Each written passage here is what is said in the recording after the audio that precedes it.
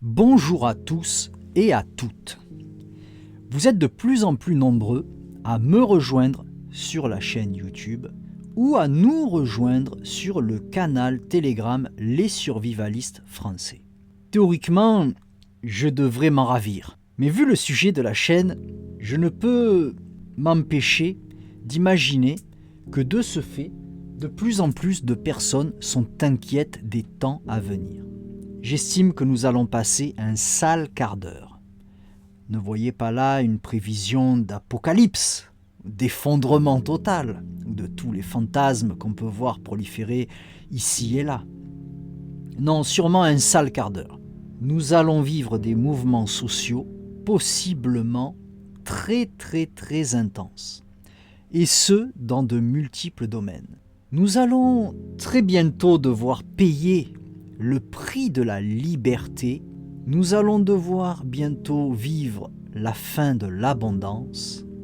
Notre gouvernement ayant décidé de mettre à genoux la Fédération de Russie. Alors, ce ne sont que des mots, évidemment. Je ne suis pas dupe. J'imagine bien que le gouvernement de mon pays, absolument incapable de faire des négociations constructives avec des pays tels que le Mali, l'Algérie ou le Maroc, dernièrement, ne peut en rien mettre à genoux un pays aussi puissant, un peuple aussi grand que celui de la Russie. Qu'il soit clair que je n'accorde aucun crédit à ces déclarations stupides, ces coups de menton, ces démonstrations de force oratoire totalement débiles, puisque je suis comme vous, je vis en France. Et je vois bien que l'abondance est une spécificité française, surtout quand elle est alimentée avec l'argent des autres, en l'occurrence le nôtre. Payer le prix de la liberté quand ce même gouvernement est totalement inapte à assurer la sécurité, la liberté de circulation à ses propres citoyens. Quand ce même gouvernement a séquestré ses concitoyens, quand ce même gouvernement vous a séquestré durant près de 2 ans pour des raisons totalement débiles, nous bâillonnant avec leurs masques une fois inutiles, une fois obligatoires, nous forçant à nous faire vacciner, nous les soignants, nous demandant de baisser le chauffage et d'éteindre les lumières, alors que la France s'apprête à participer à la Coupe du monde de football dans des stades surclimatisés, des rues surclimatisées, nous demandant de faire un effort financier alors que le coût des Jeux Olympiques de Paris 2024 s'élève à 13 milliards d'euros avec un surcoût de 2,1 milliards d'euros dû à la pandémie, tout cela n'est pas sérieux. Cela prouve une fois de plus, et encore s'il était besoin d'en refaire la démonstration, que nous ne pouvons pas leur faire confiance, que nous ne devons pas leur faire confiance. Je ne fais pas cette vidéo pour les personnes habituées, les personnes préparées, celles et ceux qui ont engagé un processus de préparation il y a de cela bien longtemps, quand tout allait bien, et je mets cela entre guillemets, quand tout était accessible, quand tout était encore possible. Je m'adresse à ceux qui viennent, ceux qui commencent à nous rejoindre, à s'intéresser à notre démarche qui peut vous paraître un peu curieuse, mais qui suscite de plus en plus votre intérêt. Alors bien sûr, il n'est jamais trop tard. Cependant, il n'y a pas d'espoir sans désespoir. Et si vous êtes là, ce n'est pas par hasard. Nous allons bientôt payer les conséquences de la vision de l'Union européenne, le véritable pouvoir qui nous gouverne, ce fameux état profond dont tout le monde parle tant. Dans cette vidéo, je vais essayer de façon relativement rapide, synthétique, de vous présenter ce que moi j'ai mis en place pour justement atténuer le choc de ce marasme dans lequel les gouvernements successifs nous ont entraînés et dont nous allons bientôt connaître, de mon point de vue, le point de rupture très prochainement, afin de ne pas s'exposer bêtement à des violences collectives, afin aussi de ne pas participer à cet état de tension, de ne pas participer à la pénurie et surtout à ne pas avoir à la subir. Avant toute chose, vous devez être conscient que nous ne sommes pas tous égaux. Nous ne sommes pas tous égaux vis-à-vis de nos moyens financiers, vis-à-vis de nos propriétés, que ce soit en surface ou en nombre. Ainsi, nous ne serons pas tous logés à la même enseigne le moment venu. Là où le facteur déclencheur du mouvement des Gilets jaunes a été provoqué par l'unique augmentation du carburant, nous assistons actuellement à une augmentation généralisée de tous les biens de consommation, qu'ils soient essentiels ou non. Il est possible de s'attendre à des mouvements sociaux généralisés, que ce soit de la part des employés, des fonctionnaires, des chauffeurs routiers, des réseaux de transport, de la distribution du courrier, de tout ce qui fait que notre système fonctionne actuellement. Nous devons donc mettre tout en place, et ce le plus rapidement possible, afin de ne surtout pas subir. Il faudra s'attendre également à ce que les mouvements syndicaux, partis politiques de gauche, viennent parasiter ces mouvements sociaux, ces mouvements de ras-le-bol. Et avec cela, leur lot d'antifas, de casseurs. Ce ne sera donc pas le moment de se mêler à la population si vous voulez garder vos yeux. Car la police sera sans pitié telle qu'elle l'a démontré durant le mouvement des Gilets jaunes. Le mieux étant de rester chez soi et d'attendre que la tempête passe. Prévenir plutôt que subir. Bien, commençons par le commencement. De mon point de vue, la chose primordiale, principale à mettre en œuvre, c'est de pérenniser et de sécuriser son accès à l'eau de boisson. Je vous présente ici un filtre de type Doulton. Alors vous en avez plusieurs marques, il y en a deux qui se font la guéguerre, Doulton et Berkey. Au rythme des youtubeurs sponsorisés qui vous présenteront la marque qui leur a offert le meilleur partenariat, faites-vous votre propre idée. Moi j'ai la mienne, j'ai choisi le modèle anglais British Bakerfield Doulton. C'est mon expérience qui a joué. Et comme j'aime souvent à le rappeler, l'expérience est une lanterne qui n'éclaire que celui qui la porte. Pourquoi j'ai choisi ce modèle-là ? Durant mes aventures militaires à travers le monde et surtout en Afrique de l'Est, j'ai pu constater que les différentes bases de vie, et qu'elles soient civiles, militaires, humanitaires, étaient équipées de filtres de ce type, British Bakerfield. Avant de m'intéresser au survivalisme, et du moins ce petit microcosme, je n'avais jamais entendu parler de Berkey. Donc c'est pour ça que j'avais fait le choix de ce modèle. À l'heure actuelle, je n'en suis pas déçu. Vous pouvez constater que j'ai un stock de cartouches assez important qui me permet de pouvoir être indépendant en eau de boisson pendant plusieurs années. Ce stock, je ne l'ai pas fait d'un coup. Ce n'est pas l'occasion d'une seule commande.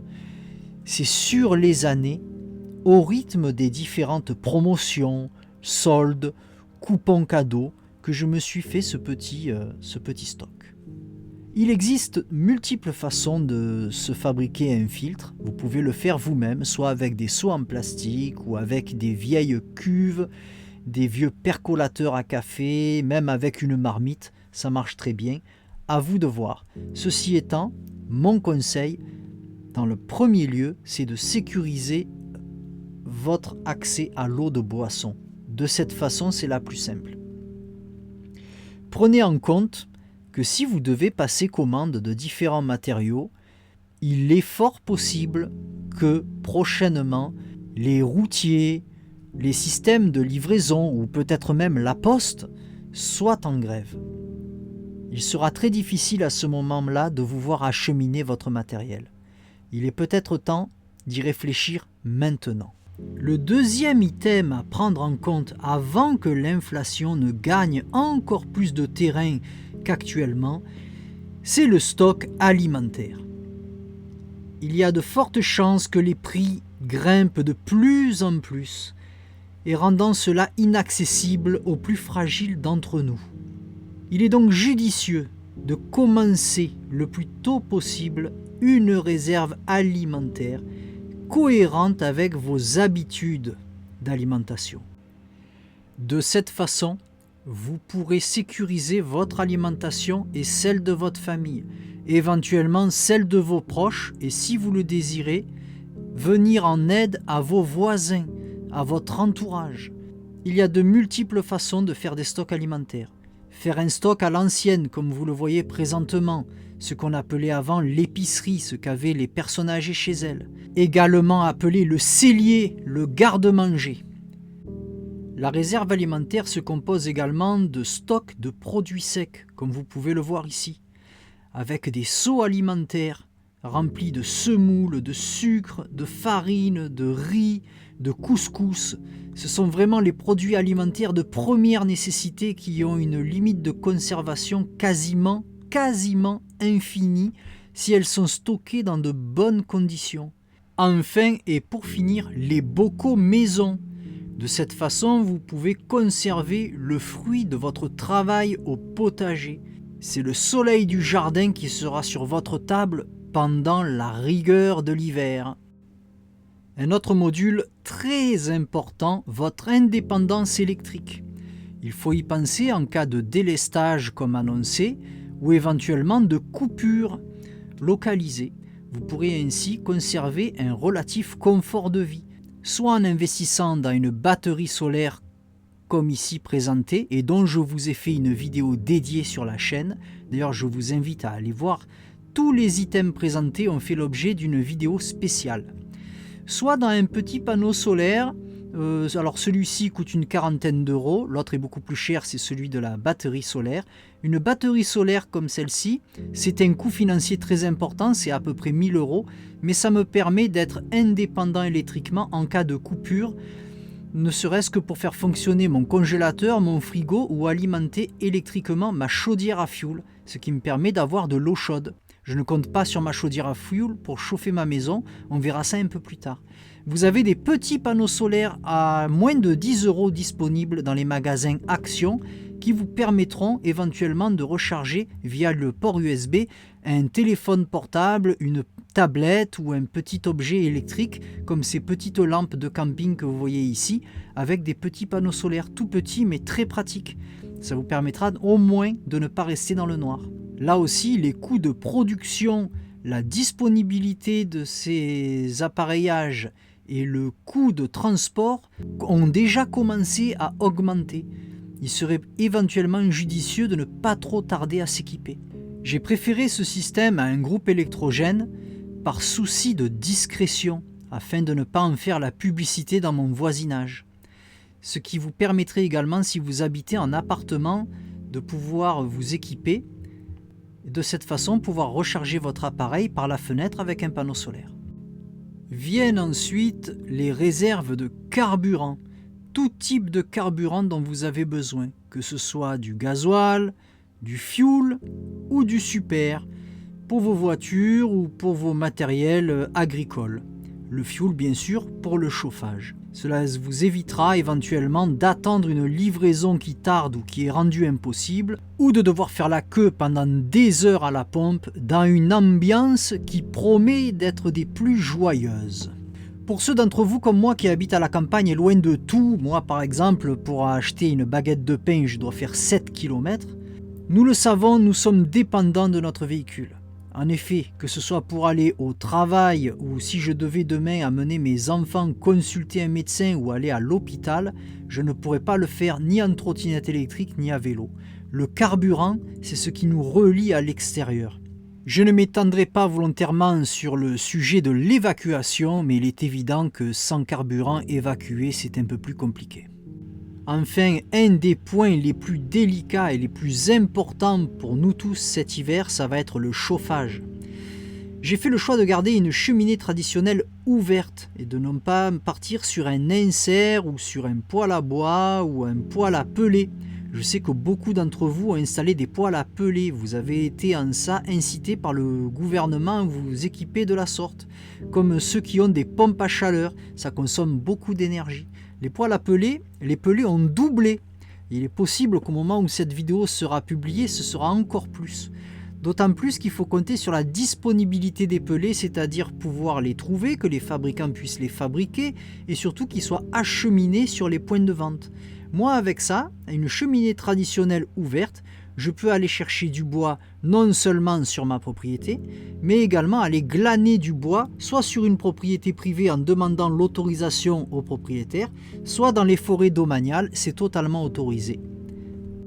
Ce qu'il y a de bien également avec le bois de façon traditionnelle, c'est qu'on peut le payer de la main à la main, autrement dit en liquide, ou alors s'arranger avec un voisin contre un service. On peut soit lui débarrasser du bois, ça se fait beaucoup, notamment lors de successions, on donne beaucoup de bois gratuit en échange de l'enlèvement.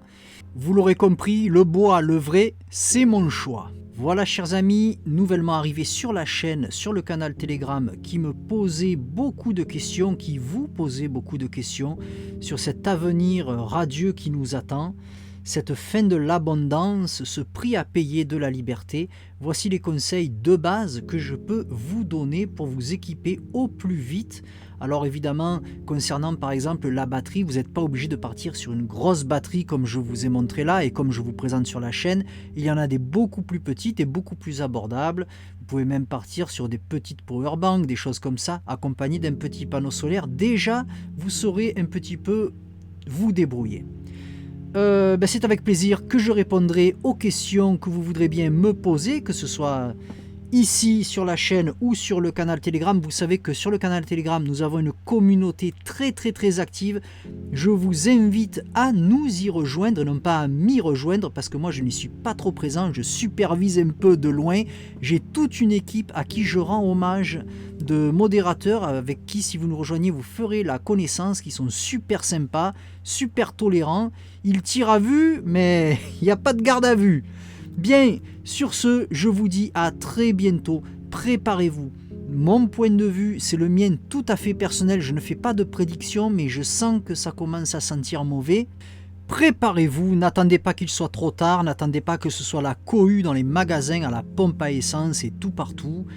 Sensibilisez ceux qui vous sont proches, ceux qui vous sont chers à cette situation et puis aux moyens de pouvoir s'en prémunir et ainsi ne pas la subir. Sur ce, je vous dis à très bientôt pour une prochaine vidéo.